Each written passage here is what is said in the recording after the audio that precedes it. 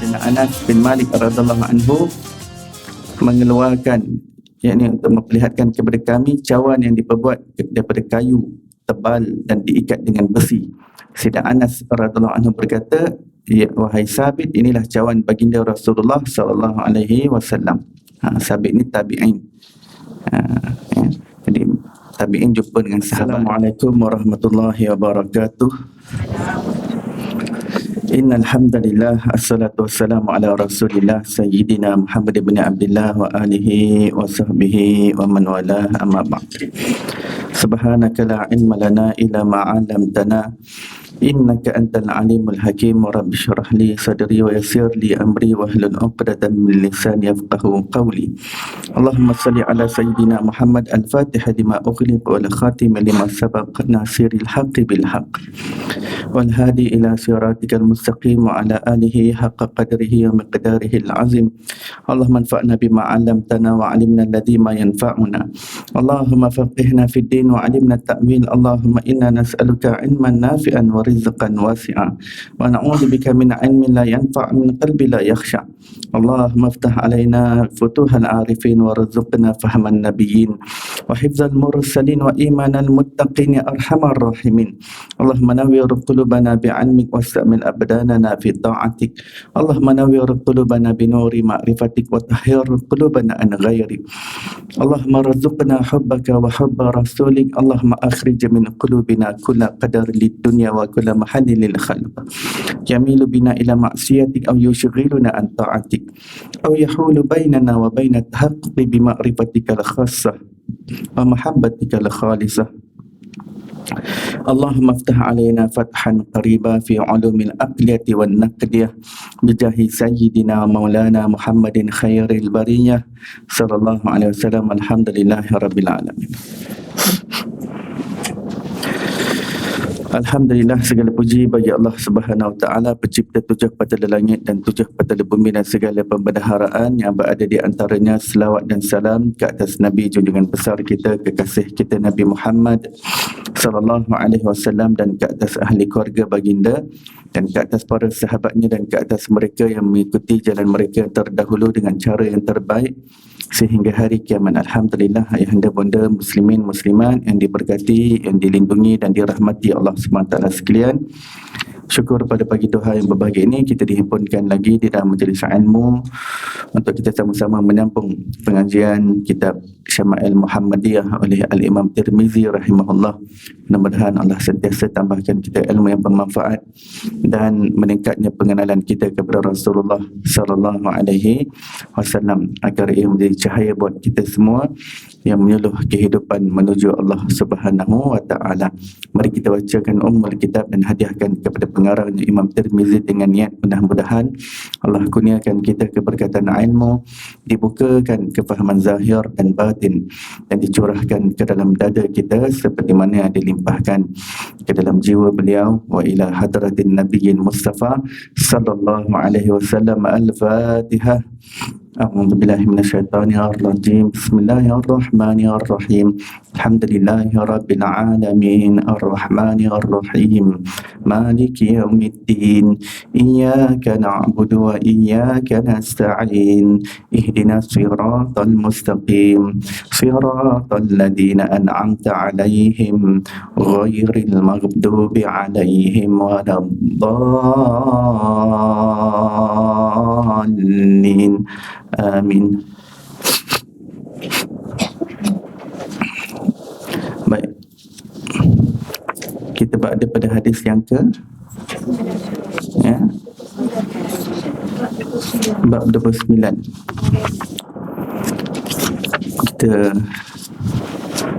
masuk pada bab 29, iaitu babu maja'a fi qadahi Rasulillah sallallahu alaihi wasallam.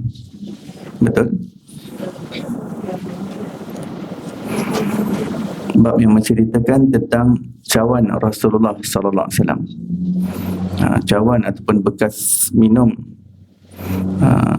dipanggil qadah. Qadah ni maksudnya utensils. Apa terjemahan utensils? Apa maksud utensils? Bekas Perkakas. Yang dimaksud ni Qadah ni bekas untuk minum. Tu Qadah. Kalau gelas bahasa Arab panggil kaksun. Kaksun.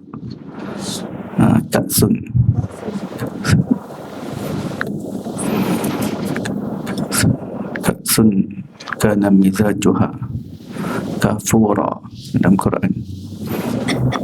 Di dalam syurga nanti ada gelas-gelas yang berisi di dalamnya campuran sebatian camphor. Ayat lain mengatakan zanjabila, campuran halia. Tapi bukan halia macam di dunia ni lah, halia syurga. Macam mana perisa dia, wallahu alam. Baik. Ada pendapat mengatakan negeri Kedah tu, asal usul Kedah tu daripada bahasa Arab Qadah, bekas, ataupun Qadah ni bekas, boleh mangkuk pun boleh, cawan, dia semua yang spesies ni dipanggil Qadah. Mengapa Kedah ni disebutkan daripada tanah Qadah? Ada faktor-faktornya. Kerana Kedah ni kan tamadun kuno. Kedah ni antara tamadun yang terawal di Semenanjung Alam Melayu ni. Kedah antara yang tertua, dipanggil Kedah Tua. Jadi dalam sejarah peradaban alam Melayu di rantau ini, Kedah ni telah mencapai tahap peradaban dan tamadun dan menjadi tempat pembuatan perkakas yang berasaskan besi, termasuklah pembuatan cawan, periuk, mangkuk, lebih-lebih lagi dalam yang berasaskan besi. Penemuan arkeologi, penemuan demi penemuan menunjukkan bahawa Kedah ni dahulu kala telah muncul sebagai tempat penting lah, tempat pembuatan yang penting, tempat industri pembuatan perkara-perkara yang berasaskan besi yang penting.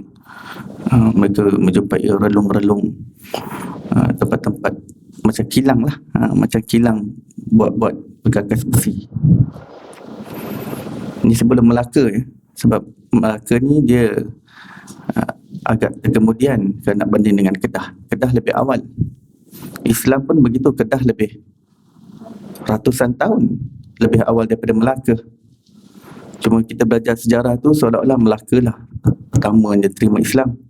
Biasalah style sejarah ni. Kerana akademik ni dia ada sentuhan orientalis sedikit. Orientalis ni dia suka kalau lebih lambat Islam datang lebih bagus. Dia tak suka kita ni tahu jati diri kita yang sebenar. Jadi jati diri kita yang sebenar, nenek moyang kita ni dah lama Islam. Jadi di Kedah tu dah terima Islam tu bila? Lebih kurang tahun 1000 Masihi. Lebih kurang 1000 lebih Masihi. Zaman Imam Ghazali atau mungkin sebelum Imam Ghazali. Siapa raja yang pertama dulu yang masuk Islam di situ? Miro Mahawangsa tak silap saya. Kemudian bertukar nama kepada Sultan Muzaffar I.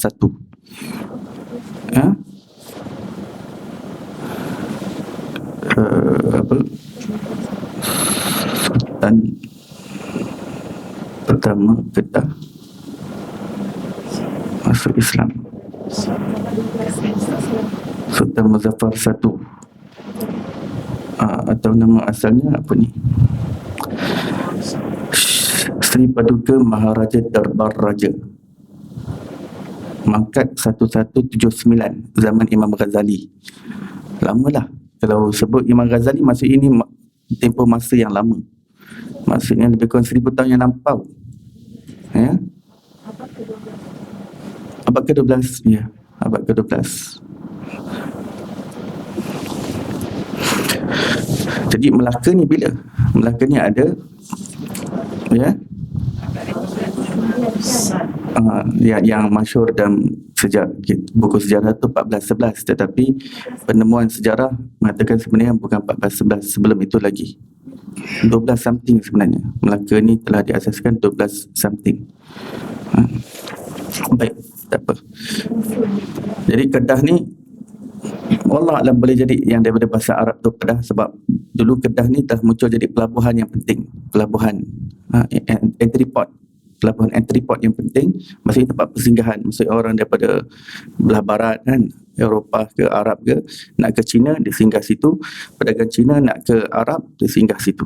Itu maksudnya pelabuhan entry port yang sibuk, antaranya di pelabuhan Kedah. Maksudnya dia dah muncul sebagai pelabuhan yang sibuk sebelum Melaka muncul lagi, sebelum Melaka muncul sebagai Melaka lagi. Baik. Tapi dulu waktu saya kecil, saya baca majalah gila-gila, majalah Ujang, dia kata Kedah ni lain, ada orang kat sana dia buang air. Dah ke belum? Ke dah? Dia orang sembunyi-sembunyi dalam padi. Tak tahulah Ujang apa. Baik.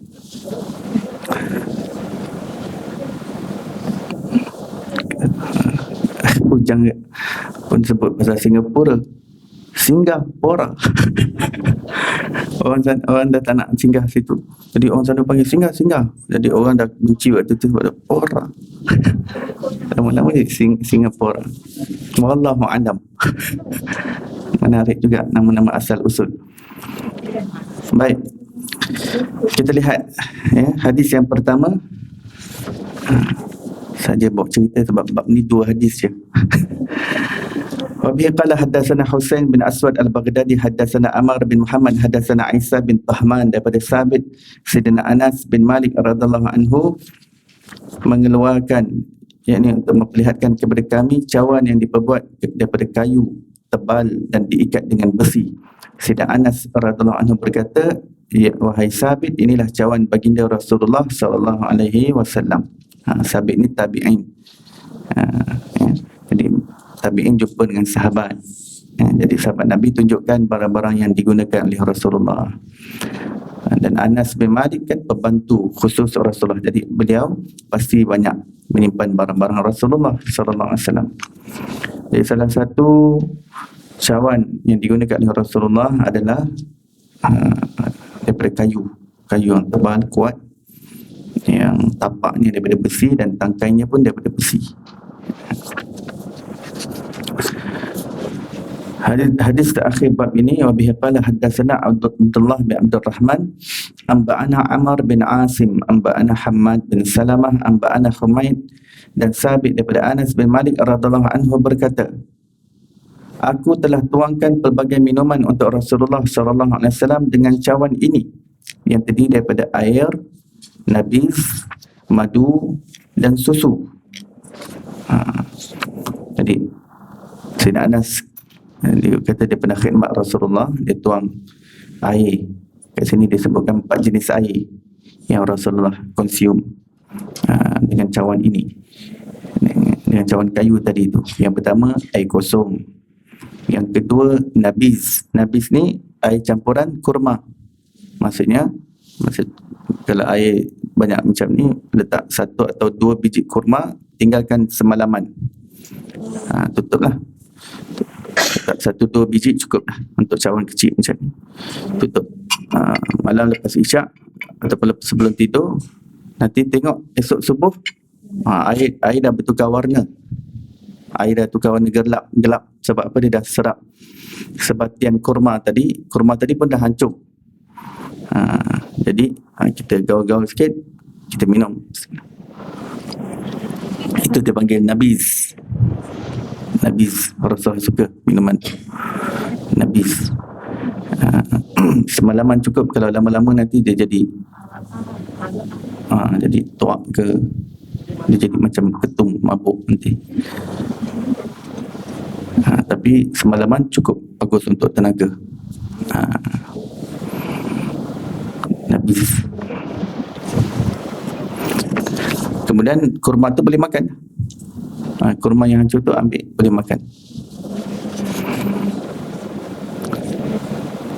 Ketiga, madu. Rasulullah konsum madu, sama ada minum begitu saja ataupun dicampur dengan air. Madu campur dengan air. Dan keempat, susu. Susu salah satu minuman kegemaran Rasulullah sallallahu alaihi wasallam.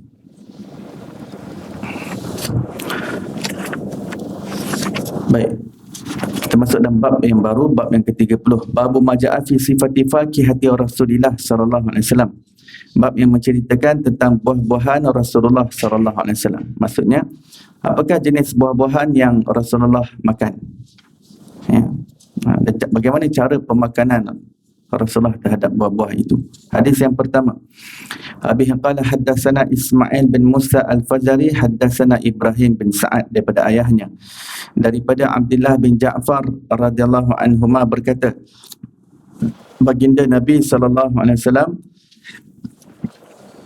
memakan kisak dengan rotab. Kisak ni spesies timun, ya, spesies timun. Timun ni pun banyak spesies kan, macam-macam jenis timun. Lagi sekali,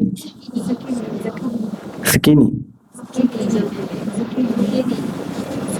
Saya tak tahu perkataan tu. Tapi di sini syarahnya dia kata timun yang ni seakan tembikai susu. Yelah, rock melon ni mungkin boleh dikategorikan dalam spesies timun. Kalau kita Google cucumber ataupun timun ni, dia banyak macam labu. Bila sebut labu kan banyak spesiesnya. Labu macam-macam bentuk ada. Limau pun begitu, sebut limau macam-macam jenis limau ada. Limau pusat, limau ketiak, limau macam limau kasturi, limau purut, limau bali. Sebut limau kan banyak spesies. Jadi kisah ni senang-senang timun lah, timun yang seakan tembikai susu. Baginda makan dengan rutab. Rutab ni adalah kurma yang separuh masak, kurma yang setengah masak. Jadi kebiasaan Rasulullah, nanti kita akan tengok hadis-hadis yang berikutnya. Rasulullah kalau makan buah, Rasulullah suka gabungkan buah yang bersifat sejuk dan buah yang bersifat panas. Macam kurma ni bersifat panas, dan kisak macam yang seumpama timun ini, tembikai ini sejuk. Jadi Rasulullah suka seimbangkan. Ini Imam Tirmizi ni yang karang kitab ni, beliau meninggal sebab terlalu banyak makan kurma. Kisahnya begini, beliau pada satu malam beliau menelaah kitab. Para ulama ni memang kadang-kadang malam-malam tak tidur. Bila dah tenggelam menelaah kitab, baca kitab, terlupa nak tidur. Jadi ada orang bawa macam sebakul, satu barrel kurma, letak tepi dia, tempat beliau menelaah kitab. Jadi beliau galik, buka kitab, ambil, galik, menelaah kitab, tak perasan, satu persatu makan kurma. Rupanya dia dah termakan banyak kurma, dia tak perasan. Memang orang dah tenggelam dalam kitab ni dah tak perasan apa dah. Jadi panas kan? Panas, kurma tadi panas dalam. Jadi beliau meninggal dunia. Tak lama lepas tu meninggal dunia, hari yang sama ataupun hari yang berikutnya. Itu kisah Imam Tirmizi. Alhamdulillah saya sempat menziarahi makamnya di Uzbekistan. Di sebuah perkampungan bernama perkampungan Tirmiz. Tirmiz ni Uzbekistan lah, dalam Uzbekistan, tapi dia bersepadan dengan Afghanistan.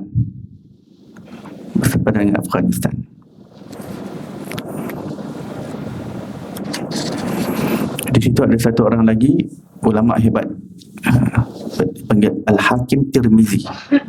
Yang ni wali Allah dan ulama sufi, ulama tasawuf, juga hebat dalam bidang hadis. Hakim Tirmizi itu bukan Imam Tirmizi yang ni, walaupun nama Tirmizi sama, tapi sebab mereka daripada kampung yang sama, Tirmiz. Cuma bezanya yang ni Imam Abu Isa Tirmizi, yang lagi satu tu Al-Hakim Tirmizi. Baik. Dulu ketika saya belajar kitab ni, kitab Tirmizi ni, bila sampai kepada hadis berkaitan dengan Rasulullah campurkan buah panas dengan buah sejuk ni, kita memang terus amalkan. Biasa jadi macam tradisi pengajian lah, macam tradisi pengajian. Bila esok nak masuk bab ni nanti, biasanya hari sebelum tu kita pelajar-pelajar dah set talam-talam, beli kurma, potong, buang biji, lepas tu ambil timun, potong kecil-kecil, sumbat dalam tu. Sumbat, instead of biji kan, biji tu dah keluarkan, masukkan timun. Nanti bila kita dah habis bab ni, nanti kita akan keliling lah. Mula kita akan jamu ustaz dulu, lepas kita akan keliling untuk pelajar-pelajar semua ambil. Tradisi lah, tradisi pengajian, supaya jadi kita belajar hadis tu kita dapat amalkan terus.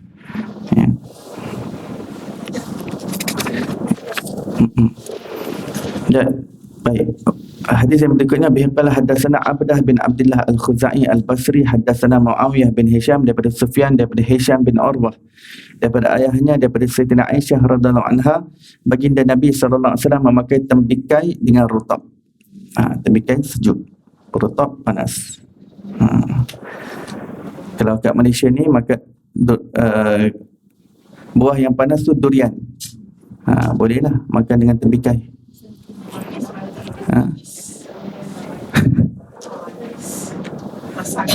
Pasangkan dengan timun lah. Sebab kalau durian ni pun makan terlebih sikit, nanti badan panas semacam panas. Kadang susah nak tidur malam, panas. Makan durian punya pasal. Wabihi qala haddatsana Ibrahim bin Yaqub haddatsana Wahab bin Jarir akhbarana, ayahku berkata aku mendengar Humaid, atau berkata haddatsani Humaid, berkata Wahab. Humaid itu rakannya, Humaid itu rakan Jarir, ayah kepada Wahab, daripada Anas bin Malik radhiyallahu anhu, aku melihat baginda Rasulullah sallallahu alaihi wasallam menghimpunkan antara khirbis dengan rutab. Khirbis adalah tembikai kuning. Tembikai pun banyak dia punya spesies. Ada warna merah, ada warna kuning. Macam pisang pun ada spesies yang warna kuning, ada spesies warna biru. Baik. Khirbis, tembikai, di sini tembikai Parsi berwarna kuning. Baik, qala haddatsana Muhammad bin Yahya haddatsana Muhammad bin Abdul Aziz Ar-Ramli haddatsana Abdullah bin Yazid bin Sa'd daripada Muhammad bin Ishaq daripada Yazid bin Ruman daripada Urwah daripada Sayyidatina Aisyah radhiyallahu anha. Urwah ni anak saudara Sayyidatina Aisyah. Baginda Nabi sallallahu alaihi wasallam memakan tembikai dengan rutab. Rutab ni separuh masak. Ada orang tak suka makan sebab dia tak masak lagi. Tapi ada orang suka, kelak-kelak dia tu ada orang suka. Getah-getah dia tu. Ada yang gian pula tu. Memang ada jual di pasaran kurma yang separuh masak ni. Biasa dijual dengan tangkai sekali lah biasanya. Dia warna kekuningan, tak silap saya. Warna kekuningan. Mahal sikit dia. Lebih mahal. Dia separuh masak, tak masak lagi tapi lebih mahal. Baik. Wa bihi qala haddatsana Qutaibah bin Sa'id daripada Malik bin Anas. Balik riwayat lain, haddatsana Ishaq bin Musa, haddatsana Ma'an, haddatsana Malik daripada Suhail bin Abi Salih daripada ayahnya daripada Abu Hurairah radhiyallahu anhu berkata, orang ramai apabila melihat buah pertama berbuah, mereka akan membawa kepada baginda Rasul sallallahu alaihi wasallam. Para sahabat ni bila mereka tanam pokok, jika pokok tu mula berbuah, buah yang pertama tu mereka tak nak rasmikan makan. Mereka nak Rasulullah yang rasmikan dulu makan buah yang pertama tumbuh daripada pokok yang mereka tanam. Ya. Dan mereka akan bawa pada Rasulullah. Bila dihidangkan pada Rasulullah, apabila Rasulullah SAW mengambilnya, baginda berdoa. Doa ni ulama jadikan juga sebagai doa makan buah. Boleh. Walaupun kita tak jumpa dalam mana-mana hadis yang menyebutkan apabila Rasulullah hendak memakan buah, Rasulullah membaca doa sedemikian dan sedemikian. Ya, kita tak jumpa hadis yang seperti itu. Ya.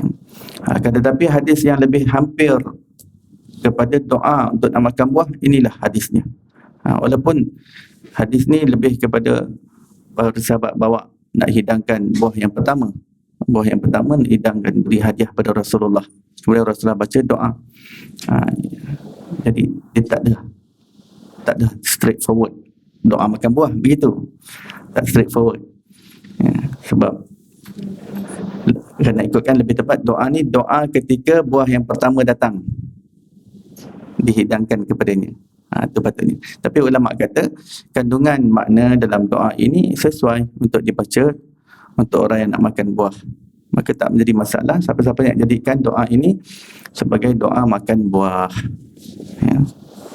Apa doanya? Doa ni panjang. Nanti saya ajar yang pendek punya. Allahumma barik lana fi simarina wa barik lana fi madinatina wa barik lana fi sa'ina wa fi muddina.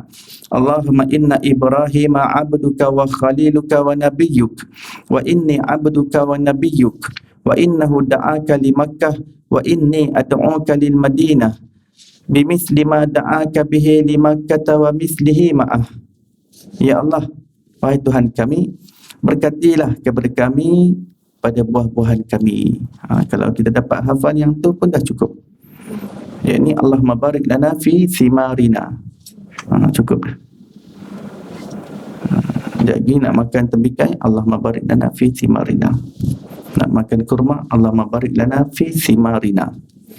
Cukup dah. Tapi kalau ada siapa yang nak upgrade, nak panjang lagi, ada daya hafalan yang kuat, boleh tambah lagi. Dan berkatilah kepada kami pada kota kami. Berkatilah pada kami sa' dan mud kami. Sa' maksudnya gantang, mud maksudnya cupak. Maksudnya berkatilah sukatan dan ukuran, sukatan dan timbangan kami. Maksudnya lebatkanlah buah-buah kami. Lebatkanlah buah-buahan kami. Lebatkan pokok kami dengan buah-buahan. Itu maksudnya berkati sukatan dan timbangan kami. Ya Allah, wahai Tuhan kami, sesungguhnya Nabi Ibrahim itu hamba-Mu, kekasih-Mu dan Nabi-Mu. Aku juga adalah hamba-Mu dan Nabi-Mu. Ya Allah, Nabi Ibrahim memohon kepada-Mu untuk Mekah dan aku memohon kepada-Mu untuk Madinah. Sebagaimana yang telah dipohon oleh Nabi Ibrahim kepada-Mu untuk Mekah dan yang serupa juga dengannya aku pohon untuk Madinah. Berkata Abu Hurairah radhiyallahu anhu, kemudian baginda sallallahu alaihi wasallam memanggil kanak-kanak yang paling kecil yang dilihat oleh baginda sallallahu alaihi wasallam dan memberikan buah itu kepadanya. Baginda tengok ada anak-anak kecil di sekelilingnya, bila datang buah macam ni, Rasul suka happykan budak-budak kecil. Budak-budak kecil yang tak ada dosa ni, Rasulullah utamakan dia dahulu. Budak-budak pun suka buah. Ya. Jadi Rasulullah akan panggil mana ada budak-budak kecil, bagi dulu buah-buahan tu pada budak-budak. Baik. Apa yang Rasulullah minta untuk kota Madinah? Seperti mana yang diminta oleh Nabi Ibrahim AS. Apakah yang diminta itu? Yang pertama sekali. Ya Allah, jadikan Mekah itu haram, tanah suci-Mu. Ya, maka Mekah itu jadi tanah suci. Sekarang apabila Rasulullah pindah ke Madinah, Rasulullah ni asalnya adalah warga negara Mekah, kelahiran Mekah, ya, penduduk asli Mekah. Ketika umur 50 tahun begitu hijrah ke Madinah dan menetap di Madinah. Maka sekarang Nabi SAW meminta kepada Allah, ya Allah, jadikan juga Madinah sebagai tanah suci-Mu. Seperti mana Nabi Ibrahim pernah minta untuk Mekah, maka Allah telah terima dan jadikan Madinah sebagai tanah suci yang kedua. Maka kedua tanah suci ini dipanggil Haramain. Haramain, dua tanah suci, Mekah dan Madinah. Haramain. Jadi bila dah dijadikan tanah haram, maka segala hukum hakam berkaitan dengan tanah suci terpakai di Madinah.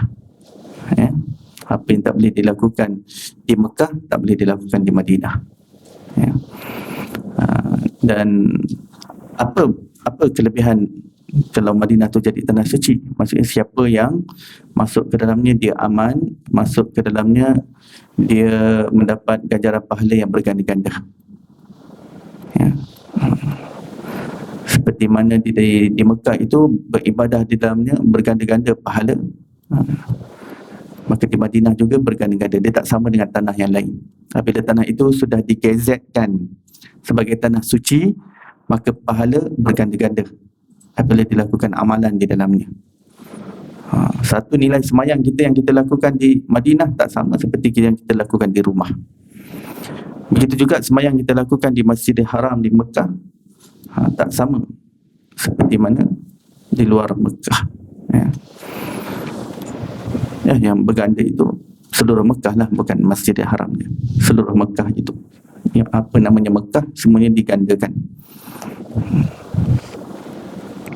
Tapi di Masjid Haram mempunyai tambahan beberapa bonus yang lain. Digandakan, tapi walaupun seluruh Mekah digandakan, tetapi yang kawasan Masjid Haram lebih berganda lagi. Jadi kalau orang semayang dalam hotel je rugilah. Sebabnya dalam Masjid Haram lebih berganda lagi. Baik. Kemudian doa Nabi Ibrahim, ya Allah, warzuq ahlahu minas samarat. Ya Allah, gunakanlah rezeki kepada ahli keluarga yang aku tinggalkan di Mekah ini dengan buah-buahan. Yakni beliau minta datangkan buah-buahan ke tempat yang kering kontang. Mekah itu ketika Nabi Ibrahim sampai di situ, tinggalkan Siti Hajar, bukan ada Seri Malaysia, bukan ada Continental Hotel, bukan ada Hilton, bukan ada homestay, ada chalet, ada shelter, tak ada. Pokok pun tak ada. Batu batan, kering kontang, kering, tak ada penempatan, tiada insan, tak ada. Siti Hajar tengok kanan, tengok kiri, bukit, bukau, batu batan, gunung ganang, pokok tak ada. Nak tumbuh macam mana? Batu batan tu, semua tu batu batan kawasan tu, dengan baby yang masih merah. Baby yang masih merah. Tapi Allah perintahkan Nabi Ibrahim untuk tinggalkan family dia di situ. Bila ditinggalkan, Nabi Ibrahim pergi. Siti Hajar berkejar-kejar, bang, are you serious? Are you serious? This poor baby masih merah lagi, baru lahir. Merah lagi. Nabi Ibrahim senyap di atas unta. Nabi Ibrahim bagi isyarat pada kuda, terus jalan lagi, kejar lagi. Siti Hajar kejar lagi. Bang, kamu nak tinggalkan kami di sini kan? Senyap Nabi Ibrahim. Sebab Nabi Ibrahim tak diizinkan Allah untuk berbicara, hanya senyap saja. Kemudian Siti Hajar dapat faham sesuatu. Sungguh abang dia ni memang betul nak tinggalkan dia. Kemudian beliau, sebab tak nampak tanda beliau nak bagi perhatian, maka beliau bertanya, wahai abang, adakah ini perintah Allah? Nabi Ibrahim anggap, kalau begitu teruskan jalan. Kalau ini perintah Allah, Allah tidak akan biarkan kami terbengkalai di sini. Teruskan perjalanan bang. Sebab Isteri yang macam ni dia tahu misi suami dia. Dia tak nak keep suami dia duduk 24 jam bersama dia di dalam rumah. Sebab tugas seorang suami, seorang lelaki adalah berjuang di jalan Allah Subhanahu Wa Taala, berjihad, keluar di jalan Allah, keluar jalan Allah, keluar jalan Allah. Tak ada masa dia nak keep suami dia. Kata, bang, tolonglah bersama saya, tolonglah apit saya, iring saya. Tak ada. Beliau mengetahui bahawa ada misi yang lebih besar, ada suatu perkara yang Allah Ta'ala nak gunakan di sini. Maka Nabi Ibrahim pun berlalu pergi sampai tempat yang dah tak boleh nampak lagi keluarga dia. Barulah diizinkan Allah untuk dia turun daripada unta, untuk dia nangis merayu pada Allah, menghadap ke arah Kaabah. Kaabah belum terbina lagi, tapi ke arah family dia di situ. Ya Allah, Kau datangkanlah buah-buahan kepada mereka, ya Allah. Kau cenderungkanlah hati manusia, ya Allah, pergi ke arah itu, ya Allah, dengan penuh tangisan. Sebab dia tahu dia dah tak diizinkan Allah untuk kembali di situ. Hanya setelah beberapa tahun baru dah dapat kembali, tapi dah jadi penempatan dah. Jadi penempatan sebab Bani Jurhum daripada Yaman dah mula datang, tengok ada perigi Zamzam. Anaknya Nabi Ismail pun dah tumbuh membesar. Maka Nabi Ibrahim ketika itu umur Nabi Ismail dalam 7 hingga 10 tahun lah, begitu. Jadi Nabi Ibrahim barulah diizinkan untuk bersama, tapi bila bersama tu cenderung sifat kebapaan tu terpaut pula pada anak comel pula. Cantik anaknya. Bila terpaut begitu, hati seorang Nabi ni Allah tak izinkan untuk ada pautan dengan makhluk, hanya pada Allah. Lebih-lebih lagi ini Khalilullah. Maka Allah Ta'ala menghantar perintah untuk korbankan anaknya. Zaman dulu korban memang manusia. Zaman kita ni korban kambing, lembu. Ya. Itu syariat kita. Syariat dulu korban anak. Kita jangan kata macam mana boleh nak sembelih anak. Jangan fikir-fikir nanti pening. Sebab syariat dulu lain, syariat sekarang lain. Kalau kita fikir nanti doesn't make sense lah. Kan dah nak kena sembelih anak sendiri. Tak berperi kemanusiaan lah kalau begitu. Itu kalau nak fikir kita punya logik akal. Logik akal kita memang begitu, terhad. Ya. Macam mana nak bapak kucing sanggup nak bunuh anak kucing dia sendiri? Ini kan lagi bapak manusia. Betul ke Allah suruh perintah ni? Sembelih anak sendiri. Nabi pula tu. Betul. Syariat waktu tu korban manusia. Korban manusia.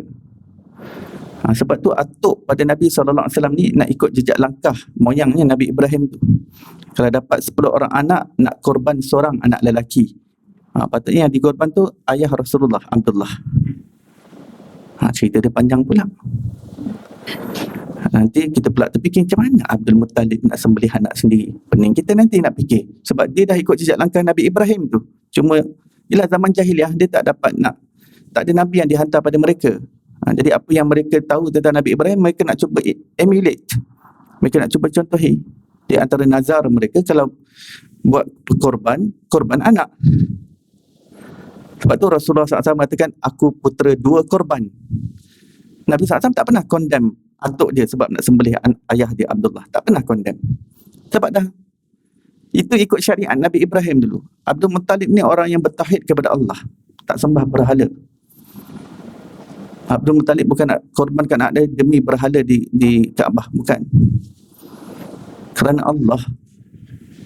Dia nak ikut syariat Nabi Ibrahim. Ya. Jadi Nabi SAW dalam hadis sahih mengatakan, Ana ibnu Zabihain, aku adalah putera kepada 2 korban. Pernah dengar tak hadis ni? Ya. Tak pernah dengar. Hadis sahih.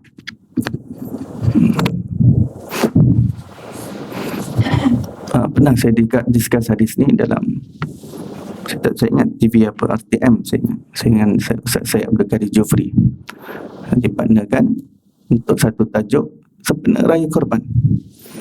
Tajuknya Rasulullah putera 2 korban.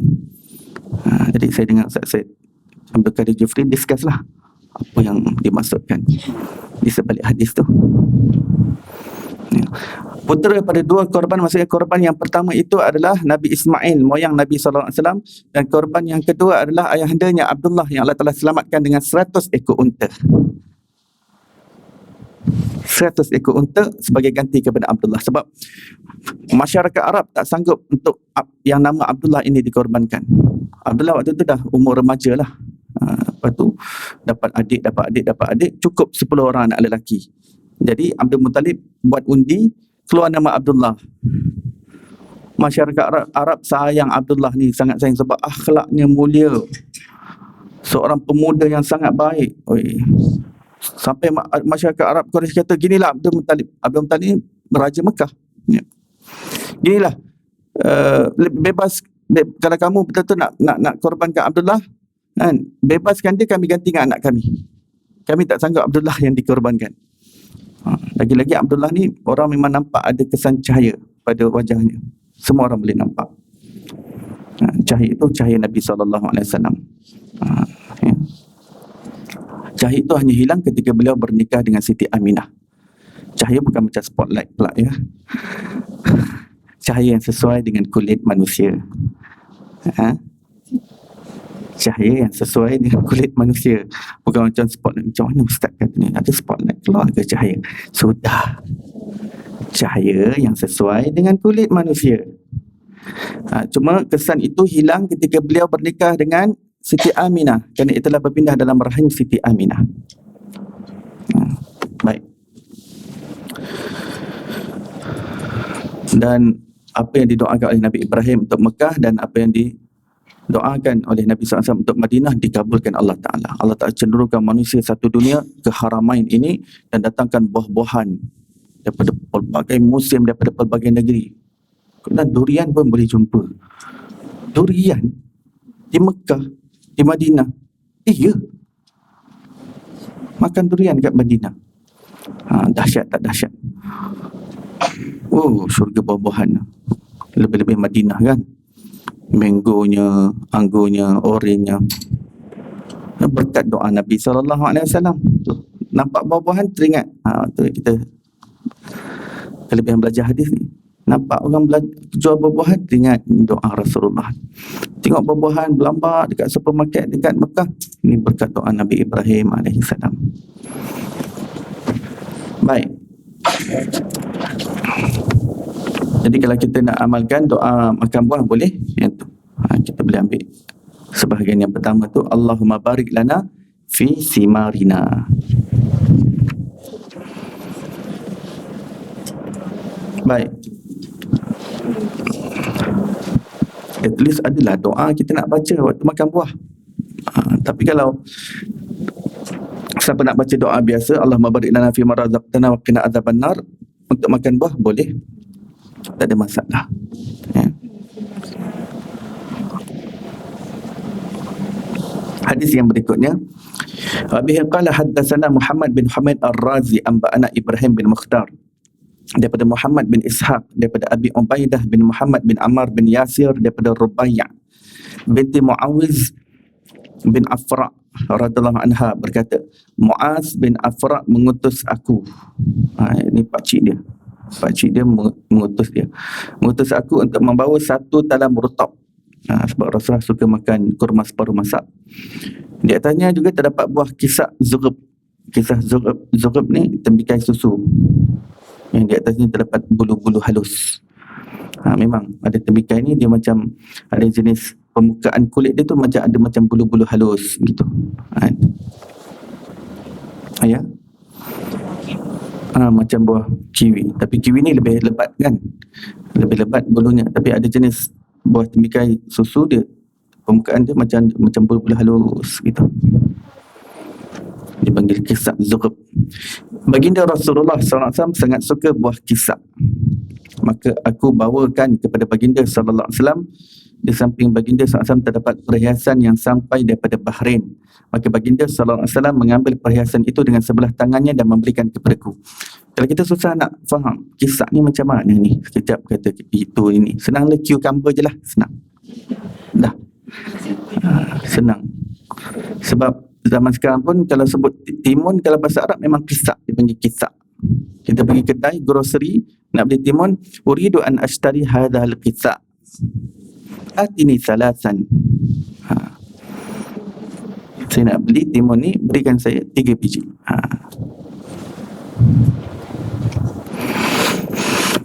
Jadi harta daripada Bahrain. Bahrain ni memang nama lama lah. Sejak zaman tu lagi dah nama Bahrain. Nama-nama dunia Arab sekarang ni memang sejak zaman Rasulullah dah memang ada. Contoh Bahrain, Qatar, Doha. Doha tu bukan nama baru tu. Nama lama, nama kuno. Belajar sejarah kita akan tahu. Doha, Qatar, nama lama. Sebelum zaman Rasulullah lagi. Doha tu pelabuhan penting zaman dulu. Dan dulu zaman dululah, ratusan tahun memang tempat ulama. Orang memang singgah untuk belajar ilmu agama di Doha, Qatar. Sebab ada ulama yang berkampung di situ.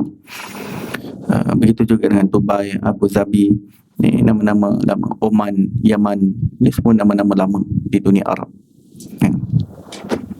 Jadi sepanjang hidup Rasulullah, jumlah harta rampasan perang yang paling besar jumlahnya adalah yang datang daripada Bahrain.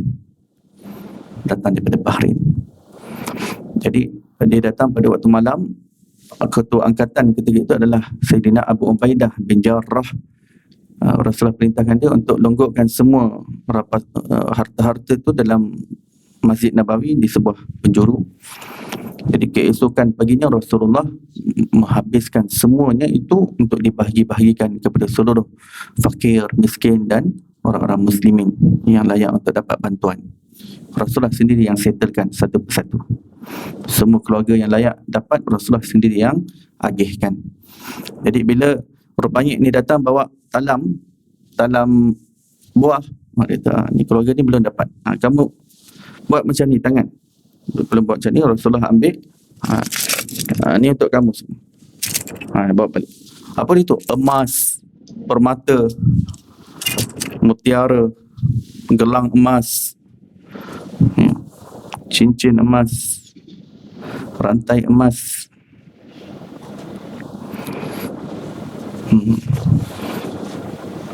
Jadi dia pergi jumpa Rasulullah, bawa buah-buahan, balik bawa emas,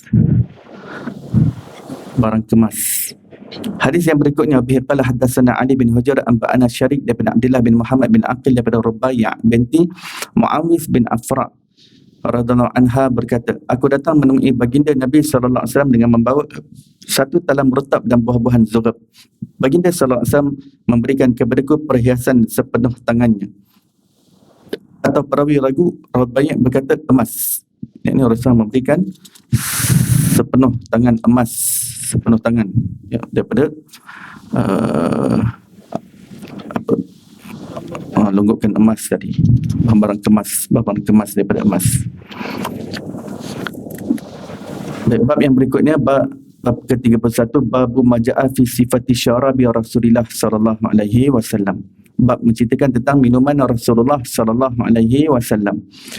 Wa bihi qala hadatsana Ibnu Abi Umar hadatsana Sufyan daripada Ma'mar daripada Az-Zuhri daripada Urwah daripada Sayyidatina Aisyah radhiyallahu anha, minuman yang paling disukai baginda Rasulullah sallallahu alaihi wasallam adalah minuman manis yang sejuk. Baginda suka manis-manis, baginda suka manisan dan baginda suka minuman yang manis, manisan, halwa. Seperti mana yang bab yang sebelum ni kita belajar, Rasulullah suka manisan, halwa, coklat, tu Rasulullah suka. Ya. Kalau zaman tu ada KitKat, Snickers, Cadbury, Ferrero Rocher, semua tu Rasulullah suka tu. Ya. Dan minuman yang manis dan minuman yang sejuk. Sebab ini semua nikmat yang dapat dirasai.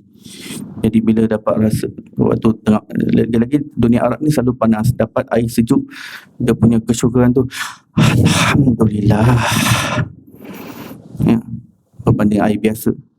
Dapat air sejuk, Masya Allah. Dapat air manis pula ya.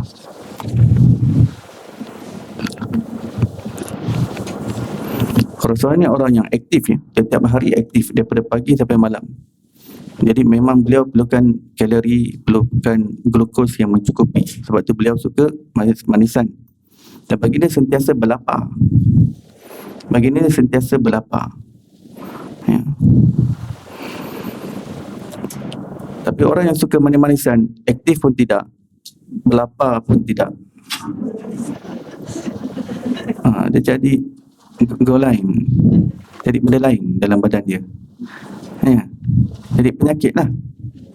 Jadi penyakit.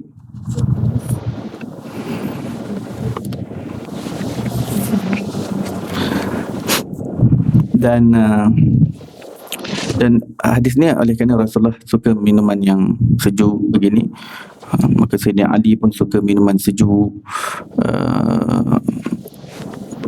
Para wali-wali Allah, para masyaikh tarikat, contohnya Imam Abdul Hasan Asy-Syadzili, kalau beliau ada dua pilihan. Siapa Imam Abdul Hasan Asy-Syadzili? Pengarang Hizbul Bahar. Hizbul Bahar, pengarangnya wali Allah besar ya. Nama Imam Abdul Hasan Asy-Syadzili, pengasas tarikat Syadziliyah. Imam Abdul Hasan Asy-Syadzili ni guru kepada Imam Abu Abbas Al-Mursi, dan Imam Abu Abbas Al-Mursi ni adalah guru kepada Imam Ibnu Athaillah As-Sakandari, pengarang kitab Hikam. Jadi Imam Abdul Hasan Asy-Syadzili ni, kalau ada dua minuman, mana yang paling sejuk, beliau akan pilih yang sejuk. Orang bertanya kenapa? Kerana minum sejuk ni dia punya datang alhamdulillah tu daripada lubuk jiwa dia. Dia punya penzahiran kesyukuran tu lebih mendalam dia. Kalau minum air biasa, alhamdulillah. Tapi kalau air sejuk waktu tengah panas, tengah dahaga pula tu, alhamdulillah. Tu datang daripada lubuk jiwa tu. Puas. Sebab memang Rasulullah begitu. Rasulullah ni suka menggunakan nikmat. Rasulullah bersabda, Allah suka dengan hambanya yang menzahirkan nikmat yang Allah Ta'ala kurniakan kepadanya. Jadi kalau macam Imam Abu Hasan Syadzili kata, kalau beliau berjalan, ada pokok teduh, ada tempat tak berteduh, beliau akan tunggu di tempat yang berteduh, tempat ada nikmat. Walaupun tempat yang luar ni lebih susah payah, tapi Rasulullah suka, Allah juga suka untuk seseorang tu gunakan nikmat yang ada. Maka duduk bawah pokok. Kalau ada orang kata tak apa, saya nak susah payah di luar, tak jadi masalah. Tapi dia jangan salahkan orang kalau ada orang nak guna teduh daripada redup pokok tadi. Baik, hadis yang terakhir bab ini, 3 bab dah kita belajar. Hadis terakhir bab ini, wa bihi qala hadatsana Ahmad bin Mani hadatsana Ismail bin Ibrahim anba'ana Ali bin Zaid daripada Umar, iaitu Ibnu Abi Harmalah daripada Ibnu Abbas radhiyallahu anhuma berkata. Ibnu Abbas ni sepupu Rasulullah, tapi sepupu yang pangkat kanak-kanak. Rasulullah dah usia lanjut lagi lah. Walaupun sepupu, tapi ni sepupu yang muda. Ni sepupu yang muda. Rasulullah dah usia tua, Ibnu Abbas masih kanak-kanak lagi. Tapi sepupu. Sebab Sayyidina Abbas ni, Sayyidina Abbas pakcik Rasulullah. Tapi pakcik yang tua 2 tahun je beza daripada Rasulullah. Jadi lebih kurang sebaya je lah. Sayyidina Abbas walaupun pakcik Rasulullah, tapi tua 2 tahun je daripada Rasulullah. Baik. Yang ni cerita Ibnu Abbas ni, Abdullah Ibnu Abbas. Beliau ni sepupu Rasulullah, dan makcik dia kahwin dengan Nabi SAW. Makciknya bernama Maimunah. Maimunah ni adik mak dia. Mak dia tu kahwin dengan Abbas kan. Mak Abdullah bin Abbas kahwin dengan Abbas. Jadi mak dia ni ada adik nama Maimunah. Maimunah ni menikah dengan Rasulullah. Jadi Ibnu Abbas ni memang keluar masuk rumah Rasulullah, dan memang kadang tidur rumah Rasulullah. Sebab tu makcik dia kan. Biasa niece, nephew tidur rumah uncles, aunties, biasa. Kadang-kadang ada yang lebih rapat dengan uncle dengan aunties lebih daripada parents masing-masing.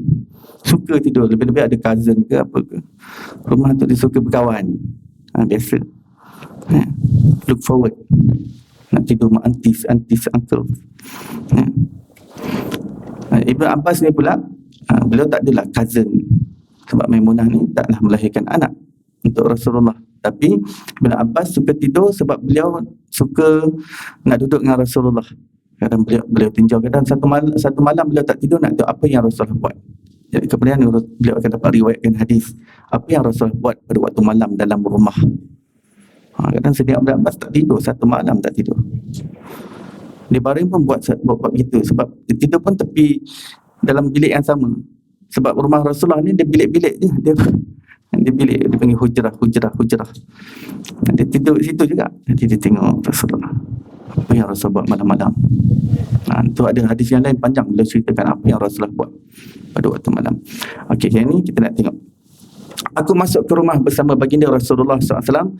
Aku dan Sayyidina Khalid bin Walid. Sayyidina Khalid bin Walid pun sahabat Nabi yang lain, tapi lebih sahabat Nabi yang tua.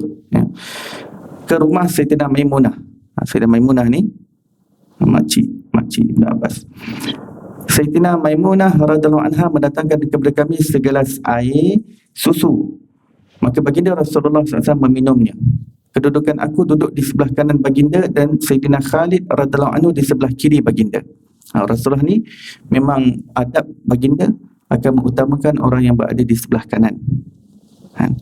Pada ketika itu berbetulan di sebelah kanan baginda sahabat Nabi yang kanak-kanak, yang sebelah kiri sahabat Nabi yang tua.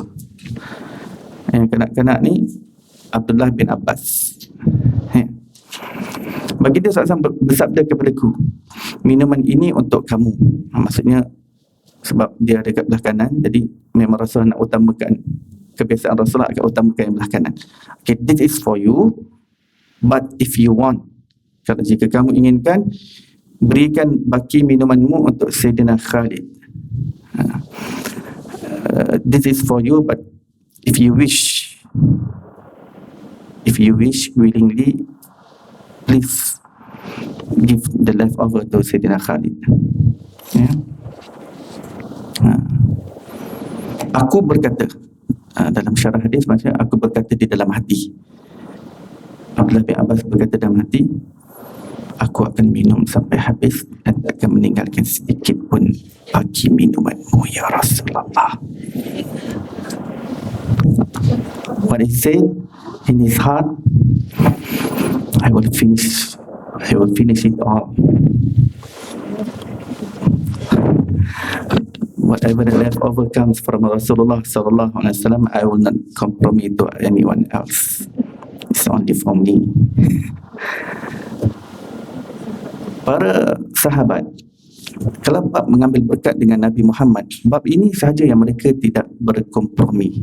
Mereka tidak bekerjasama dengan yang lain. Padahal mereka lah sahabat Nabi dan kelompok yang Allah Ta'ala puji dalam Al-Quran, wa yusiruna ala anfusihim walau kana bihim khasasah. Orang-orang yang sahabat ini adalah orang-orang yang sentiasa mengutamakan ke atas orang lain berbanding diri mereka, walaupun ketika itu mereka dalam keadaan yang susah, tetap mereka akan utamakan orang lain. Itu memang ciri-ciri sahabat. Mereka sentiasa utamakan orang lain lebih daripada diri mereka sendiri, except in one thing, that is to make tabarruk from Rasulullah sallallahu alaihi wasallam. Untuk ambil berkat daripada Nabi sallallahu alaihi wasallam, mereka tak akan berkompromi. Dalam hadis sahih yang lain, kalau ketika Rasulullah ambil air sembahyang, kan ada air jatuhan, para sahabat semua berpusu-pusu, berebut-rebut, bertolakkan nak ambil air daripada jatuhan daripada anggota badan Rasulullah, air yang lebih-lebih terjatuh ketika ambil wuduk. Berebut-rebutan macam nak berperang.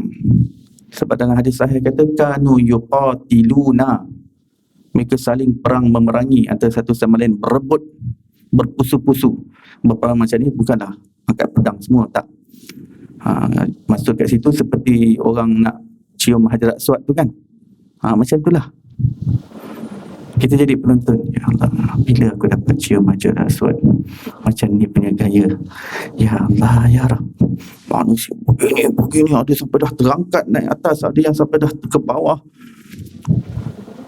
Macam itulah para sahabat dengan air jatuhan daripada anggota badan Rasulullah SAW.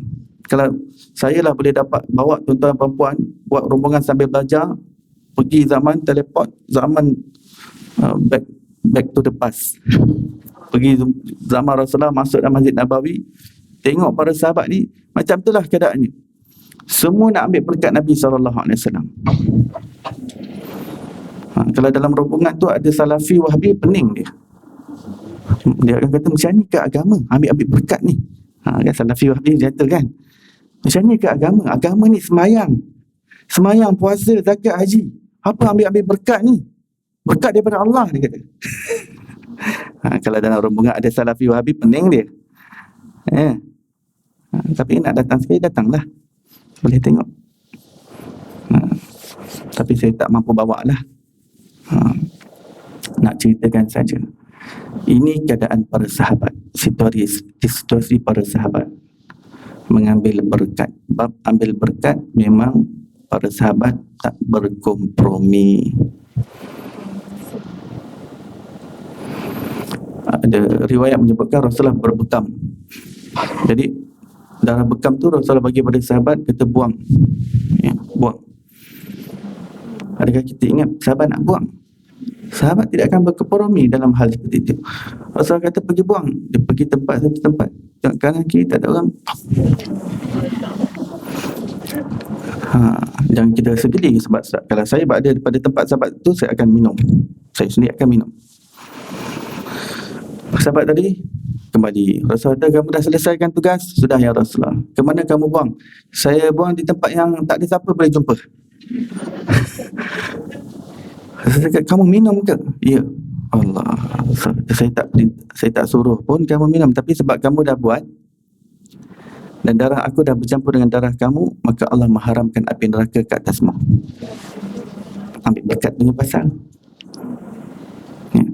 Sahabat tadi dia tak cari dalil, mana dalil yang boleh minum darah Rasulullah, sebab para sahabat faham apa saja yang keluar daripada Rasulullah adalah suci. Darah bekam ni ada banyak riwayat yang lain. Begitu juga dengan air kencing Rasulullah sallallahu alaihi wasallam. Para sahabat tidak akan lepaskan. Jika ada dalam botol, sebab kadang-kadang Rasulullah buang air kecil dalam botol dalam bilik airnya. Nanti biasanya Rasulullah yang akan uruskan sendiri air itu.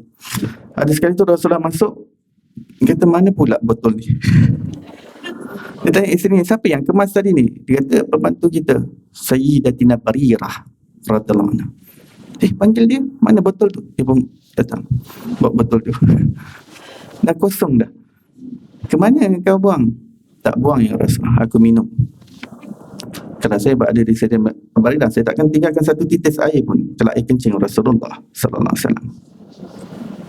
Ini para sahabat lebih memahami Nabi SAW lebih daripada orang lain lagi. Rasulullah mengatakan, ya, saya tidak menyuruh yang sedemikian itu, tapi oleh kerana sebahagian daripada diriku sudah bercampur dengan dirimu, maka badanmu diharamkan Allah daripada api neraka. Ya. Kalau itu najis, sudah itu Rasulullah akan memarahi, sebab pembawa syariat mesti menjelaskan syariat. Ya. Tapi apa saja yang keluar daripada diri Rasulullah, semuanya suci. Ada satu perkara saja yang para sahabat cuba cari tapi tak pernah jumpa. Tak ada siapa yang pernah jumpa, iaitu najis Rasulullah SAW bila buang air besar. Sebab di situ tanah pula tak berkompromi. Tanah tak berkompromi dengan sahabat yang lain. Sebab apa? Para sahabat ni sentiasa lihat, kalau Rasulullah buang air di mana, buang air besar di mana. Kalau Rasulullah dalam perjalanan, Rasulullah berhenti buang air besar, Rasulullah berlalu saja, para sahabat antaranya ada Sayyid Abu Bakar sendiri, mereka akan terkam di tempat tersebut cari. Dah gali berkaki-kaki dah tak jumpa. Dalam hadis mengatakan, kami seolah kami ni berlumba-lumba dengan tanah. Kalau bab najis yang bawa air besar ni, kami berlumba dengan tanah dan kami tak pernah menang. Sebab tanah dia akan telan lagi, telan dan kami tak pernah jumpa.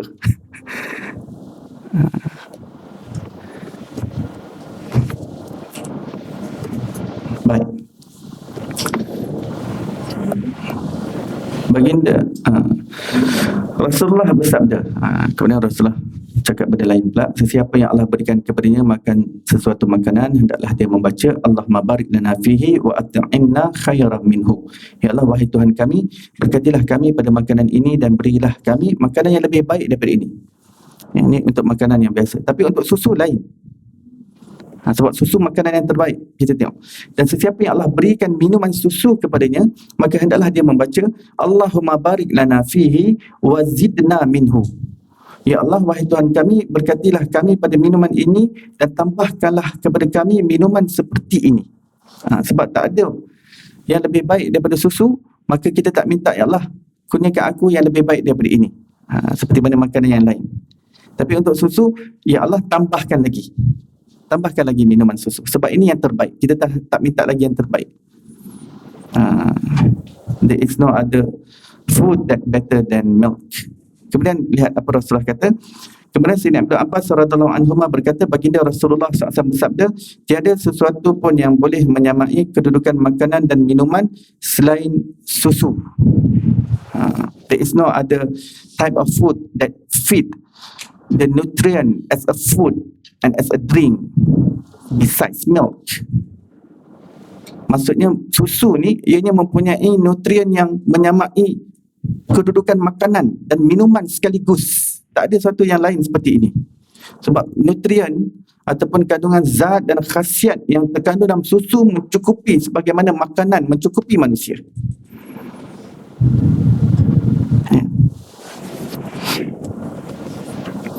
Dalam susu ada lemak. Di situ je, macam mana kita makan nasi lemak, kita dapat lemak sekali di situ. Susu pun ada. Kalau tak makan nasi lemak, minum susu. Dalam susu tu ada lemak, kata Rasulullah. Oleh kerana ada lemak, kata Rasulullah, kalau kamu nak sembahyang lepas minum susu, hendaklah kamu berkumur, kata Rasulullah. Sebab ada lemak-lemak yang mungkin tak nampak dengan mata kasar kita, tapi lemak-lemak itu melekat di gusi kamu, di gigi kamu. Maka bila kamu nak sembahyang, lepas kamu minum susu, hendaklah kamu berkumur terlebih dahulu supaya nak membersihkan kesan-kesan lemak yang melekat di mulut kamu.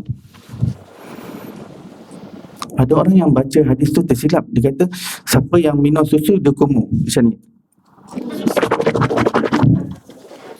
Ini salah faham hadis ni. Sama ada dia baca hadis tak ada guru, dia baca kitab tanpa guru, ataupun dia belajar hadis tanpa sanad. Biasa belajar hadis tanpa sanad ni memang macam-macam keajaiban, kecelaruan, kepincangan, kefahaman berlaku. Rasulullah bukan suruh kumur susu tu. Maksud hadis tu, lepas minum susu, kumur dengan air biasa yang lain.